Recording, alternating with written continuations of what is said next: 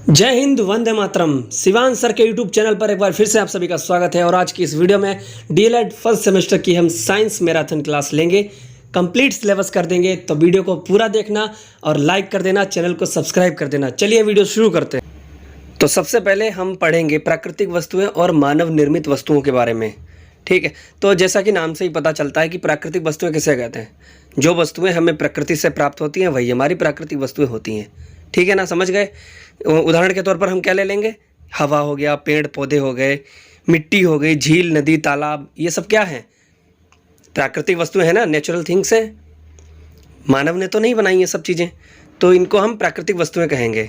अब दूसरे नंबर पर हमारी आती हैं मानव निर्मित वस्तुएं, ह्यूमन मेड थिंग्स। ये क्या होती हैं, जो वस्तुएं मानव द्वारा निर्मित होती हैं, यानी कि जिनका निर्माण मानव द्वारा होता है, जिन्हें इंसान बनाते हैं, वही मानव निर्मित वस्तुएं होती हैं। जैसे कि प्लास्टिक हो गया, कांच हो गया, ठीक है ना, साबुन हो गया, ये सब चीज़ें मानव निर्मित वस्तुएं हैं। दूसरा पॉइंट हमारा यहाँ पर है प्लास्टिक एवं प्लास्टिक के प्रकार। तो सबसे पहले प्लास्टिक के बारे में अगर बताएं तो प्लास्टिक वह पदार्थ होते हैं जिनको हम किसी भी आकार में ढाल सकते हैं। ठीक है, अब प्लास्टिक कितने प्रकार के होते हैं। प्लास्टिक होते हैं दो प्रकार के। कौन कौन से, हमने यहाँ पर लिख रखा है। नंबर 1 थर्मोप्लास्टिक, दूसरा थर्मोसेटिंग प्लास्टिक। अब इनके बारे में जान लेते हैं कि होते क्या हैं ये। ठीक है, तो थर्मोप्लास्टिक जो है, इस प्लास्टिक को हम दोबारा गर्म करते हैं तो ये मुलायम हो जाती हैं। ठीक है ना, और इनको किसी भी आकृति में बार बार ढाल सकते हैं। इन्हें हम थर्मोप्लास्टिक कहते हैं। जैसे कि उदाहरण के तौर पर यहाँ पर लिखा है पॉलीविनाइल क्लोराइड, पीवीसी। अब दूसरा हमारा प्लास्टिक का प्रकार है, वो है थर्मोसेटिंग प्लास्टिक। ये प्लास्टिक वे पदार्थ होते हैं जो एक बार अगर किसी आकृति में ढाल दिए जाए तो दोबारा गर्म करने पर मुलायम नहीं होते, और इन्हें हम थर्मोसेटिंग प्लास्टिक कहते हैं। जैसे उदाहरण दिया है हमने यूरिया और बेकेलाइट। अगला पॉइंट हमारा यहाँ पर है सजीव वस्तुएं और निर्जीव वस्तुओं के बारे में। जैसा कि नाम से पता चल रहा है कि living things and non living things. सजीव वस्तुएं क्या होती हैं, वह वस्तुएं जिनमें वृद्धि और विकास होता है, वह हमारी सजीव वस्तुएं कहलाती हैं। ठीक है ना जी। उदाहरण के तौर पर जैसे वृक्ष और जानवर। अच्छा, सजीव वस्तुओं के लक्षण क्या है। सजीव वस्तुओं में ना पोषण, श्वसन, प्रजनन, उत्सर्जन, वृद्धि, उत्तेजनशीलता, ये सभी लक्षण पाए जाते हैं। जिन वस्तुओं में ये लक्षण पाए जाते हैं वही हमारी सजीव वस्तु है। अब निर्जीव वस्तुओं की बात करें तो निर्जीव वस्तुएं कौन सी होती हैं, वह वस्तुएं जिनमें वृद्धि एवं विकास नहीं होता, जो नॉन लिविंग होती हैं, जिनमें जान नहीं होती है, वही हमारी निर्जीव वस्तुएं कहलाती हैं। निर्जीव वस्तुएं कौन सी होती हैं, मानव निर्मित वस्तुएं ही निर्जीव वस्तुएं कहलाती हैं। याद रखना ये बात। और उदाहरण क्या देंगे इसके तौर पर हम, निर्जीव वस्तुओं का उदाहरण क्या होगा, कुर्सी, मेज, गाड़ी। और हमारा ये सबसे लास्ट वाला स्टार पॉइंट जो दिया है हमने, ये एग्जाम में हर बार पूछा जाता है, यानी कि कई बार पूछा गया है, तो उम्मीद है इस बार भी आ जाए। 1 नंबर में पूछा जाता है, तो इसको अच्छे से याद कर लीजिए। सजीव और निर्जीव के बीच की कड़ी किसे कहा जाता है, यह कई बार प्रश्न पूछा है। तो आपको उत्तर लिखना है वायरस, यानी कि विषाणु। विषाणु को ही सजीव और निर्जीव के बीच की कड़ी कहा जाता है। याद रखना है बात। चलिए अब आगे बढ़ते हैं। तो अगला पॉइंट हमारा है जड़, यानी कि रूट्स किसे कहते हैं। कई बार एग्जाम में पूछ लिया जाता है हमसे जड़ के बारे में। तो जड़ जो है पौधे का वह भाग है जो भूमि के अंदर पृथ्वी के केंद्र की ओर वृद्धि करता है, उसे ही हम जड़ कहते हैं, यानी कि रूट्स कहते हैं। और जड़ के प्रकार भी कई बार पूछ लिए जाते हैं। तो जड़ के 2 प्रकार होते हैं, याद रखना, अपस्थानिक जड़ें और मूसला जड़ें। अब इनके बारे में अगर पूछ लिया जाए तो थोड़ा सा लिख देना कि अपस्थानिक जड़ें किन्हें कहते हैं। अपस्थानिक जड़ वह जड़ होती हैं जो मूलांकुर के अतिरिक्त किसी अन्य स्थान से विकसित होती हैं। ठीक है ना, ये मूलांकुर से विकसित नहीं होती, किसी अन्य स्थान से विकसित होती हैं, उत्पन्न होती हैं, ये अपस्थानिक जड़ें हैं। और ये मूसला जड़ें जो है, ये मूसला जड़ें, ये वह जड़ें होती हैं जो सिर्फ मूलांकुर से विकसित होती हैं। समझ गए। चलिए आगे बढ़ते हैं। आगे हमारा क्या है, अब हम पढ़ेंगे तना के बारे में। तो तना क्या है, वह भाग जो भूमि के ऊपर की ओर बढ़ता है, तना कहते हैं। सिंपल सी लैंग्वेज में लिखा है, लेकिन अगर इसे अलग तरीके से बोलें अच्छे से तो हम क्या बोलेंगे कि पौधे का वह भाग जो भूमि के ऊपर भ्रूण के प्रांकुर से विकसित होकर पृथ्वी के गुरुत्वाकर्षण के विपरीत प्रकाश की ओर बढ़ता है, वही तना कहलाता है। और इस तने में क्या होता है, इसे शाखाएं, पत्ते, फूल और फल उत्पन्न होते हैं। कहाँ से, तने से। तो अब हम पत्ती यानी कि लीव्स के बारे में अच्छे से पढ़ेंगे कि लीव्स क्या है, पत्ती किसे कहते हैं। तो तने के बगल से निकलती हुई चपटी, पतली, हरे रंग की आकृतियों को हम पत्तियां कहते हैं। ये पर्व संधियों से निकलती हैं, ठीक है ना। इनके कक्ष में एक कक्ष कलिका होती है, किसके? पत्ती के। पत्तियों में क्या होता है? प्रकाश संश्लेषण की क्रिया होती है। बाष्पोत्सर्जन की क्रिया भी कहाँ होती है? पत्तियों में होती है। तो हमारा अगला स्टार पॉइंट मोस्ट इम्पोर्टेंट है, क्योंकि 2018 में डीएलएड की परीक्षा 2018 में आपसे सवाल पूछा गया था। ये प्रश्न पूछा था कि पुष्प का नर अंग बताइए, क्या नाम है उसका? तो पुंकेसर। पुष्प का नर अंग कौन सा होता है? पुंकेसर होता है। सुषुप्त पौधा किसे कहा जाता है? बीज को। अच्छे से याद रखना। ये आगे बढ़ने से पहले एक बात कहना चाहते हैं, अगर आप हमारे चैनल पर नए हैं और पहली बार हमारी वीडियो को देख रहे हैं तो चैनल को सब्सक्राइब ज़रूर करना और वीडियो को लाइक कर दो, ठीक है। हमारे टेलीग्राम चैनल को भी ज्वाइन कर लेना, लिंक डिस्क्रिप्शन में है। इंस्टाग्राम पर भी फॉलो कर सकते हैं। तो चलिए अब हम आगे बढ़ते हैं। पौधों में प्रजनन और प्रकार के बारे में अब हम पढ़ेंगे।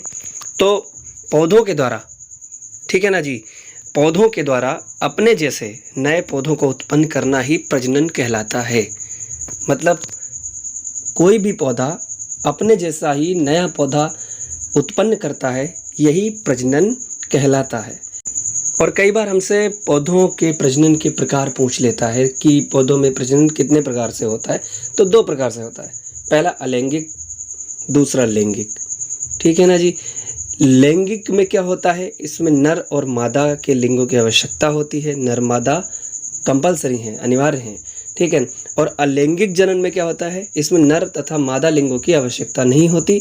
इसमें जीव हो या पादप हो, वो स्वयं ही गुणित होता है। समझ गए आप? अब हम बात करेंगे कायिक प्रवर्धन के बारे में। ये पिछली बार भी एग्जाम में आया था और उम्मीद है आएगा, 2 नंबर में आया था पिछली बार, ठीक है। तो कायिक प्रवर्धन क्या होता है? अलैंगिक जनन की वह प्रक्रिया है जिसमें विकसित पादप के शरीर का ही कोई भाग उससे विलग या परिवर्तित होकर नए पौधे को बनाता है। अगर इसे बिल्कुल सिंपल तरीके से हम समझाएं आपको, तो आप इतना समझ लीजिए कि अगर पौधे का कोई भी भाग, कौन सा भाग? जड़ हो या तना हो, पौधे का कोई भी भाग हो, चाहे जड़ हो या तना हो, उससे अगर कोई नया पौधा उत्पन्न होता है जड़ के द्वारा या तने के द्वारा, तो ये कायिक प्रवर्धन के अंतर्गत आता है, ठीक है। समझ गए आप लोग? कायिक प्रवर्धन अलैंगिक जनन है। ये हर बार एग्जाम में पूछा जाने वाला मज़ेदार सवाल क्या है? ये प्रश्न है कि पुष्प के भाग कितने होते हैं, उनके नाम लिखिए, पूछ लिया जाता है आपसे। पौधे के पुष्प के मुख्य रूप से 4 भाग होते हैं। पहला बाह्यदल, दूसरा दल, तीसरा पुंकेसर, चौथा स्त्री केसर। पुंकेसर को हम पुमंग भी कहते हैं और स्त्री केसर को हम जायांग भी कहते हैं। चलिए, उम्मीद करते हैं कि आपको यहाँ तक अच्छे से समझ में आया होगा। अब हम आगे बढ़ते हैं और हम बात करेंगे परागण के बारे में। परागण, जो कि पोलिनेशन हर बार पूछा जाता है। पराग कणों के पराग कोश से निकलकर उसी पुष्प या उस जाति के दूसरे पुष्पों के वर्तिकाग्र तक पहुंचने की क्रिया को ही हम पोलिनेशन या परागण कहते हैं। और ये कितने प्रकार का होता है, इसके बारे में हम आगे बात करेंगे। तो अभी हमने परागण के बारे में पढ़ा, अब हम परागण के प्रकार के बारे में पढ़ेंगे कि ये कितने प्रकार के होते हैं। मैंने बताया था आपको, ये 2 प्रकार के होते हैं। परागण 2 प्रकार के होते हैं, अच्छे से याद रखना। पहला होता है स्वपरागण, दूसरा होता है परपरागण। स्वपरागण क्या होता है, पहले ये जान लेते हैं। जब एक ही पुष्प के परागकण जब उसी पुष्प के वर्तिकाग्र पर पहुंचते हैं या फिर उसी पौधे के अन्य पुष्प के वर्तिकाग्र पर पहुंचते हैं, तो इसे हम क्या कहते हैं? स्वपरागण कहते हैं। परपरागण किसको कहते हैं? जब एक पुष्प के परागकण दूसरे पौधे पर स्थित पुष्प के वर्तिकाग्र तक पहुंचते हैं, तो इसे परपरागण कहा जाता है। दोनों में डिफरेंस अच्छे से पढ़ लिखना, ठीक है। अच्छे से पढ़ लेना, दोनों का डिफरेंस समझ में आ जाएगा। 2 बार पढ़ना, समझ में आ जाएगा। चलिए, अब हमारा अगला टॉपिक क्या होने वाला है, इसके बारे में देखते हैं आगे। तो चलिए अब हम बढ़ते हैं हमारे निषेचन टॉपिक की तरफ, जो कि एग्ज़ाम में बहुत बार 1 नंबर में पूछ लिया जाता है, कभी कभी 2 नंबर में भी आ सकता है। बहुत छोटा सा है लेकिन आता ज़रूर है। निषेचन किसको कहते हैं? नर व मादा युग्मकों के संयुग्मन को निषेचन कहा जाता है, जिसके फलस्वरूप युग्मनज यानी कि जाइगोट बनता है। अब हमारा नेक्स्ट टॉपिक जो स्टार है वो इम्पोर्टेंट है, यानी कि बहुत ही ज़्यादा अच्छे से पढ़ना। यहाँ से भी 1 नंबर में पक्का आता है। सीजीएस पद्धति में आपसे मात्रक पूछ लेता है, एफपीएस पद्धति में पूछ लेता है, एमकेएस पद्धति में पूछ लेता है। ये 3 पद्धतियां हैं भौतिक मापन के लिए, ठीक है, भौतिक राशियों के मापन के लिए ये 3 पद्धतियां इम्पोर्टेंट हैं। जिसमें कि सीजीएस पद्धति में क्या होता है, इसमें लंबाई, द्रव्यमान और समय का मात्रक क्या होता है, सेंटीमीटर, ग्राम और सेकंड होता है। इसी तरह से एफपीएस पद्धति में लंबाई, द्रव्यमान, समय का मात्रक क्या होगा, फुट, पाउंड, सेकंड। तीसरा हमारा है एमकेएस पद्धति, इसमें क्या होता है, लंबाई, द्रव्यमान, समय का मात्रक मीटर, किलोग्राम, सेकंड। इनकी फुल फॉर्म भी यही है, सीजीएस पद्धति। सीजीएस मतलब सेंटीमीटर, ग्राम, सेकंड। एफपीएस का मतलब फुट, पाउंड, सेकंड। एमकेएस पद्धति का मतलब, एमकेएस का फुल फॉर्म है मीटर, किलोग्राम, सेकंड। तो चलिए अब हम बात करेंगे उन चीज़ों के बारे में, उन प्रश्नों के बारे में जो एग्ज़ाम में बहुत बार आ चुके हैं 1 नंबर में, और जो हर बार एग्ज़ाम में आते ही आते हैं। इनको आप दिमाग में रट लीजिए, ठीक है, कॉपी पेन लेकर लिख लीजिए, लेकिन ये एग्ज़ाम में इनमें से एक ना एक नंबर का तो पक्का आएगा, ठीक है। तो शुरू करते हैं। सबसे पहले हमें दिया है समय का मानक मात्रक, पूछ लिया जाता है कि बताइए भैया समय का मानक मात्रक क्या है। अधिकतर ये वाले जो प्रश्न है ना, ये ऑब्जेक्टिव यानी कि बहुविकल्पीय वस्तुनिष्ठ प्रश्न में पूछे जाते हैं। तो समय का मानक मात्रक आपसे पूछा जाएगा, और भी 3 ऑप्शन होंगे, यानी कि 4 ऑप्शन होते हैं। तो उसमें से आपको सेकंड वाला लगाना है, मतलब सेकंड है इसका मानक मात्रक, सेकंड आंसर नहीं लगाना है। तो समय का मानक मात्रक अगर पूछा जाए तो आपको सेकंड लिखना है। द्रवों का आयतन मापते हैं, किस में मापते हैं, पता होना चाहिए, लीटर में मापते हैं, मापते नहीं ना मापते हैं, हाँ, द्रवों का आयतन लीटर में मापते हैं। चाहे दूध हो गया, जैसे कि द्रव है, दूध है, उसको हम काहे से नापते हैं, लीटर से नापते हैं, ठीक है। अब थर्मामीटर का उपयोग पूछ लिया जाता है, किसके लिए किया जाता है, थर्मामीटर का उपयोग ताप नापने के लिए किया जाता है। आपको दूसरा ऑप्शन भी दिया होगा वायु दाब नापने के लिए, लेकिन आपको क्या लगाना है, ताप नापने के लिए थर्मामीटर का उपयोग किया जाता है। द्रव्यमान का मानक मात्रक आपसे पूछ लिया जाए तो आपको किलोग्राम लगाना है। हाँ जी, बिल्कुल सही। अब रेन गैस का इस्तेमाल, ये बहुत बार पूछा गया है। रेन गैस का इस्तेमाल किसके लिए किया जाता है, इसका इस्तेमाल किया जाता है वर्षा मापने के लिए। अगर दूसरा ऑप्शन आपसे दिया गया हो कि वायु दाब नापने के लिए, तो आप थोड़ी ना लगाएंगे, आप लगाएंगे रेन गैस का इस्तेमाल वर्षा मापने के लिए किया जाता है। ओके। सीजीएस पद्धति में बल का मात्रक आपसे पूछ लिया जाता है। न्यूटन नहीं लगाना है, न्यूटन बिल्कुल नहीं लगाना है, आपको क्या लगाना है, डाइन लगाना है। ये भूत चुड़ैलों वाली डाइन नहीं है, ये सीजीएस पद्धति में बल का मात्रक डाइन है, ठीक। आपसे पिछली बार ये पूछा गया था, ये जो है 1 फुट बराबर कितना होता है, ये 2018 में प्रश्न आया था ऑब्जेक्टिव में। तो 1 फुट बराबर कितना होता है, और भी ऑप्शन थे, लेकिन आपको सही ऑप्शन लगाना था। सही उत्तर इसका था 30.48 सेंटीमीटर। अच्छे से आप देख लीजिए, स्क्रीनशॉट ले लीजिए, लिख लीजिए, याद कर लीजिए, 1 नंबर आपका पक्का हो गया है। तो अब हम बात करेंगे न्यूटन के गति विषयक नियमों के बारे में। कभी कभी सिर्फ ये पूछा जाता है कि गति के नियम लिखिए, तीनों नियम लिखिए। कभी कभी प्रथम नियम पूछ लिया जाता है, कभी दूसरा नियम, कभी तीसरा नियम।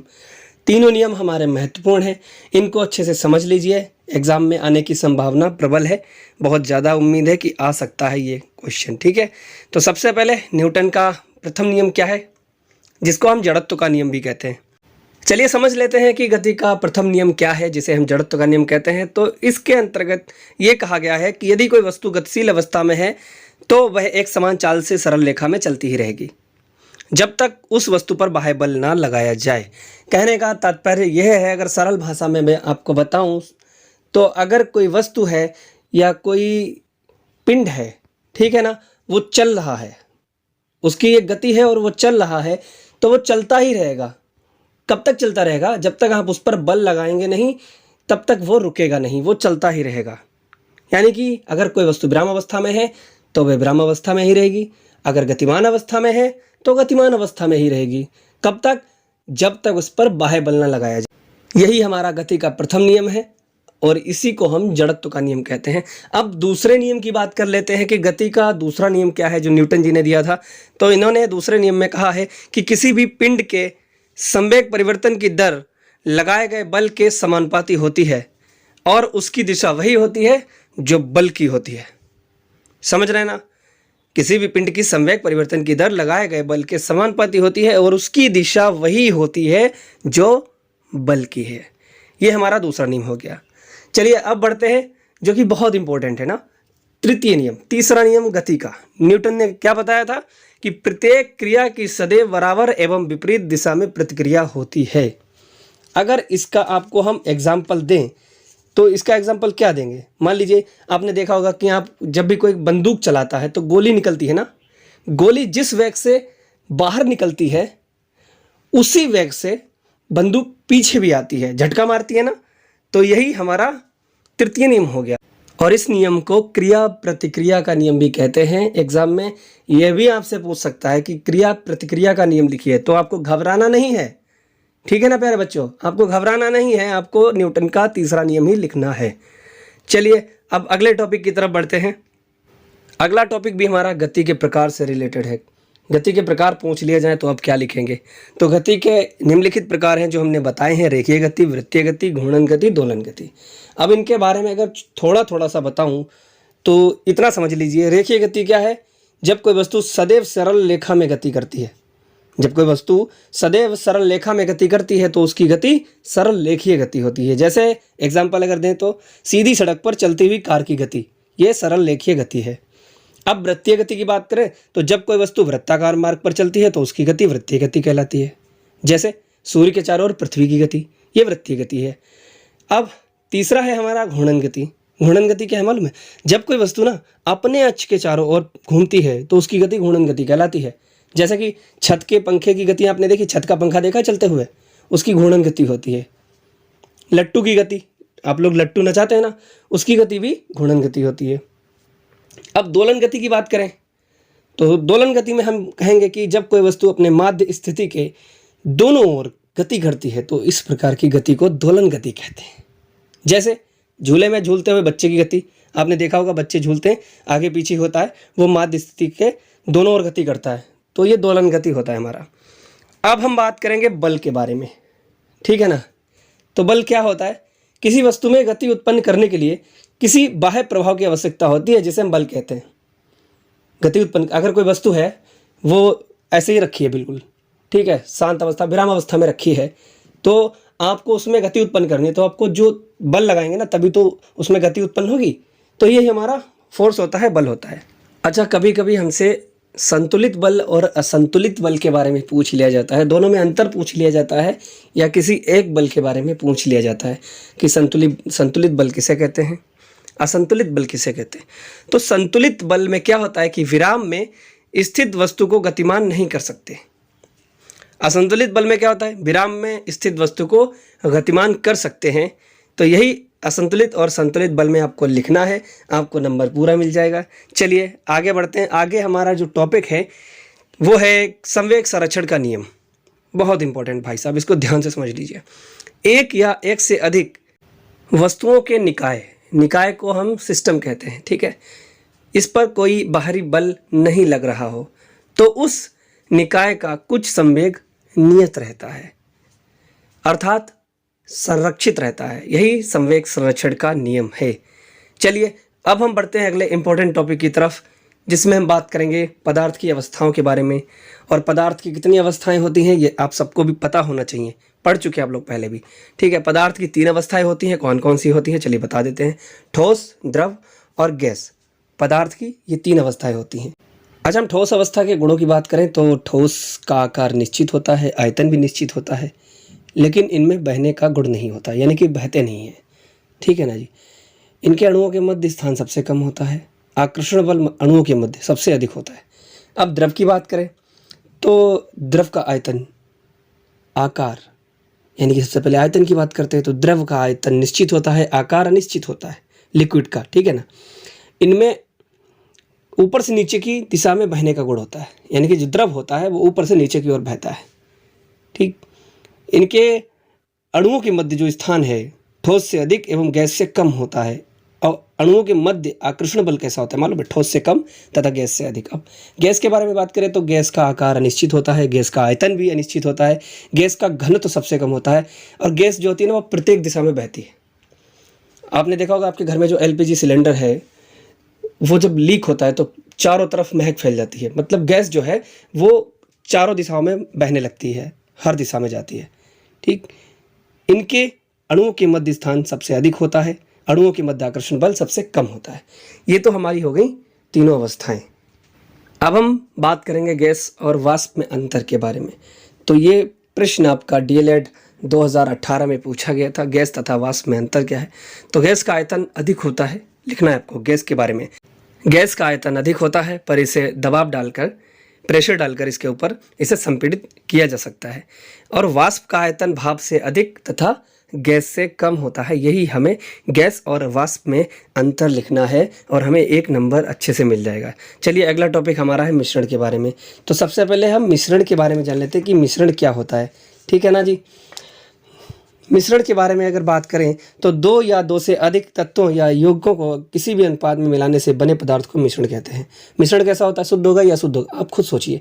जिस तत्व में, जिस पदार्थ में 2 पदार्थ मिले हुए हों वो शुद्ध कैसे हो सकता है, वो तो अशुद्ध पदार्थ होगा ना। इसलिए हम कहेंगे कि मिश्रण अशुद्ध पदार्थ होता है। अब मिश्रण के प्रकार पूछे जाए तो आपको क्या लिखना है, मिश्रण जो है वो 2 प्रकार का होता है।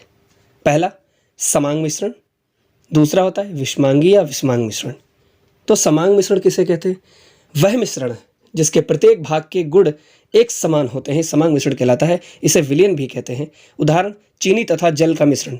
आपने चीनी और जल को जरा मिश्रण कीजिए, चीनी और जल को मिलाइए, घोलिए, तो आपको क्या लगता है, एक जैसा हो जाएगा ना। आप पहचान नहीं पाएंगे चीनी कहाँ है जल कहाँ है, वो घुल जाएगी। तो ये समांगी मिश्रण हो गया। अब विषमांगी मिश्रण के बारे में बात करेंगे। तो वह मिश्रण जिसके प्रत्येक भाग के गुण एक समान नहीं होते विषमांग मिश्रण कहलाते हैं। उदाहरण के तौर पर हम क्या ले सकते हैं, उदाहरण लेंगे हम रेत तथा जल का मिश्रण। आप जल में यानी कि पानी में, वाटर में जब आप रेत डालते हैं तो क्या रेत पानी में घुल जाती है, नहीं घुलती है ना। रेत और पानी अलग अलग रहते हैं, रेत नीचे रहेगी, पानी ऊपर दिखाई देगा। तो ये है विषमांगी मिश्रण। समझ गए आप लोग। तो हमारा अगला टॉपिक है ऊर्ध्वपातन, जिसको हम सब्लिमेशन कहते हैं। जब कोई पदार्थ गर्म करने पर सीधे वाष्प या फिर गैस में बदल जाता है। ठीक है ना जी। जब कोई पदार्थ गर्म करते हैं और वो सीधे वाष्प या फिर गैस में बदल जाता है तो इस प्रोसेस को, इस प्रक्रिया को हम ऊर्ध्वपातन यानी कि सब्लिमेशन कहते हैं। अच्छे से दिमाग में याद कर लेना, कई बार पूछा गया है, हो सकता है फिर से पूछा जाए। चलिए अब हम बात करेंगे प्रकाश संश्लेषण क्रिया के बारे में। ये तो एग्जाम में आएगा ही आएगा, पक्का नोट करके लिख लीजिए।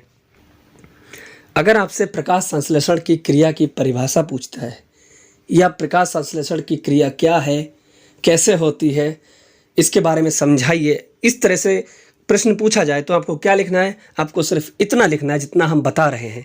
प्रकाश संश्लेषण वह प्रक्रिया है जिसमें प्रकाश ऊर्जा रासायनिक ऊर्जा में बदल जाती है। बस इतना लिखना है, फालतू की बातें नहीं लिखनी बिल्कुल भी। और आपको एक कभी कभी समीकरण पूछ लेता है। डीएलएड फर्स्ट सेमेस्टर में पिछली बार जब एग्जाम हुआ था तो सिर्फ प्रकाश संश्लेषण की क्रिया की समीकरण को पूछा गया था 1 नंबर में। ठीक है, तो आपको दोनों चीज़ें अच्छे से याद करनी है। आप लोगों को फिर से बता रहा हूँ, प्रकाश संश्लेषण वह प्रक्रिया है, वह प्रोसेस है जिसमें प्रकाश ऊर्जा रासायनिक ऊर्जा में बदल जाती है, परिवर्तित हो जाती है। ठीक है, अब इसकी समीकरण को भी कई बार पूछा गया है तो इसको तो बिल्कुल ही रट के जाना, रट लीजिए इसको। ठीक है, 6CO2 प्लस 6H2O, एरो लगा देंगे हम, C6H12O6 प्लस CO2, यही हमारी प्रकाश संश्लेषण की क्रिया है। आपको 1 नंबर पक्का, कोई नहीं रोक सकता। अपने भविष्य के साथ खिलवाड़ मत करना, अच्छे से पढ़ाई करना, अच्छे से एग्ज़ाम देना, बिल्कुल टेंशन नहीं लेना। एक दिन में आपके 2-2, 3-3 एग्ज़ाम पेपर होते हैं तो आपको घबराना नहीं है, हिम्मत करके पेपर देना है, शांति से दिमाग लगाना है। ठीक है, अच्छे से लिखना, बिल्कुल भी पैनिक होने की ज़रूरत नहीं है, टेंशन लेने की ज़रूरत नहीं है। अच्छे से पढ़िए, अपने परिवार का, अपने घर परिवार का, अपने समाज का, अपने देश का नाम रोशन करिए, अपना फ्यूचर बनाइए। आपके माँ बाप, आपका समाज, आपके रिश्तेदार आपसे बहुत उम्मीद लगा कर बैठे हैं, बहुत मेहनत से पैसे कमा कर आपको पढ़ाते हैं, तो प्लीज़ उनके पैसों को व्यर्थ मत गवाइए और अपना फ्यूचर बनाइए, अपने घर परिवार का फ्यूचर बनाइए, देश का नाम रोशन कीजिए। ठीक है ना। अगर मेरी कोई बात बुरी लगी हो तो उसके लिए माफ़ी चाहता हूँ। अगर आपने वीडियो यहाँ तक देख ली है तो वीडियो को लाइक करना है, शेयर करना है और कमेंट करके ज़रूर बताना वीडियो कैसी लगी। ठीक है ना जी। और चैनल को अगर सब्सक्राइब नहीं किया है तो अभी के अभी कर दो, रेड बटन पर क्लिक करो और चैनल को सब्सक्राइब करो। हमारे टेलीग्राम को ज्वाइन कीजिए, टेलीग्राम चैनल लिंक दिया है डिस्क्रिप्शन में, इंस्टाग्राम का भी दिया है, आप फॉलो कर लीजिए। आप हमसे बात करना चाहें तो इंस्टाग्राम पर बात कर सकते हैं, @शिवांश सर सर्च कर लीजिए आप इंस्टाग्राम पे और टेलीग्राम पे शिवांश सर। मिलते हैं फिर से किसी वीडियो में, तब तक के लिए जय हिंद, वंदे मातरम।